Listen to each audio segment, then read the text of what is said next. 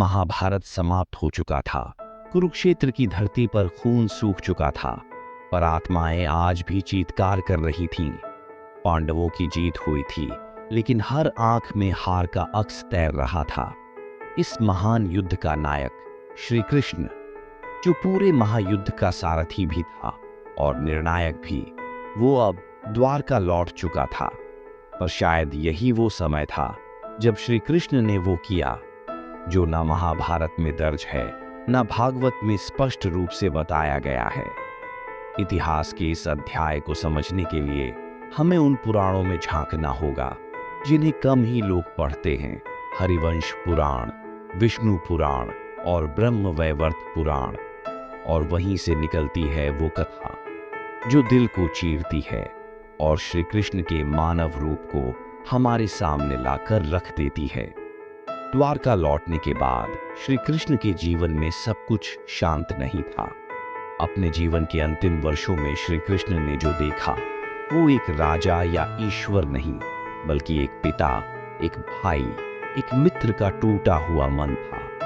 यदुवंश के भीतर अहंकार पनप चुका था।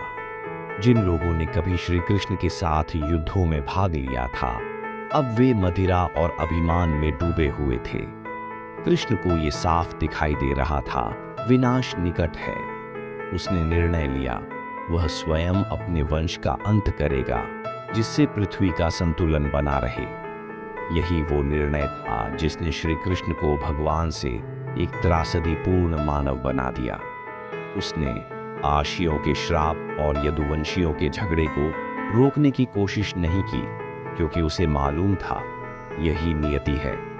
एक दिन प्रभास क्षेत्र में यदुवंशियों के बीच एक सामान्य सा विवाद हुआ और बात इतनी बढ़ी कि वे एक दूसरे की हत्या करने लगे। जब श्री कृष्ण वहां पहुंचे तो वो दृश्य देखकर वो कुछ नहीं बोले, बस आसमान की ओर देखा, मानो समय से कह रहे हो, मैंने अपना कार्य कर लिया, अब तुम्हारी बारी है। यही वह दृश्य था जब श्री कृष्ण की आंखों से पहली बार आंसू गिरे। और यह बात ब्रह्मवैवर्त पुराण में वर्णित है, जहां कहा गया कि श्री कृष्ण ने सुदर्शन चक्र को छोड़ दिया था। वो अब युद्ध नहीं चाहते थे, वो अब शांति के प्रतीक बन चुके थे। श्री कृष्ण एक दिन जंगल में विश्राम कर रहे थे। उन्होंने पीपल के वृक्ष के नीचे ध्यान किया, आंखें मूंद ली, और तभी एक शिकारी ने उन्हें हिरण समझकर तीर चला दिया। वह शिकारी था जरा। यही वही जरा था जो पिछले जन्म में बाली था, हनुमान के काल में। कर्म का चक्र पूरा हो चुका था। जैसे ही तीर लगा, श्री कृष्ण मुस्कुराए।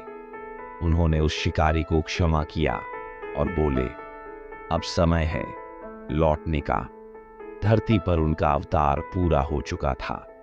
ये वही श्री कृष्ण थे जिन्होंने गीता सुनाई थी, जिन्होंने धर्म के लिए अधर्म से लड़ाई लड़ी थी और अब स्वयं अधर्म का शिकार होकर परमार्थ के पथ पर अपने अंतिम चरण रख चुके थे।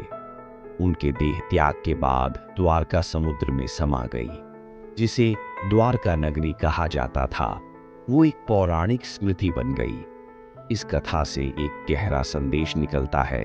श्री कृष्ण भगवान थे, लेकिन उनका जीवन भी त्याग, संघर्ष और नियति के चक्र से मुक्त नहीं था। उन्होंने अपनी आंखों के सामने अपनों को मिटते देखा, और फिर भी उन्होंने कभी अपना धर्म नहीं छोड़ा। वो हर मोड़ पर मुस्कुराते रहे, जैसे जीवन उन्हें तोड़ नहीं सकता। आज भी जब हम किसी कठिन दौर से गुजरते हैं, जब हमें लगता है कि सब कुछ खत्म हो रहा है, तब बस एक बार श्री कृष्ण को याद करो, क्योंकि उनका जीवन यही सिखाता है, जो होना है वो होकर रहेगा, लेकिन तुझे अपना कर्म करना होगा।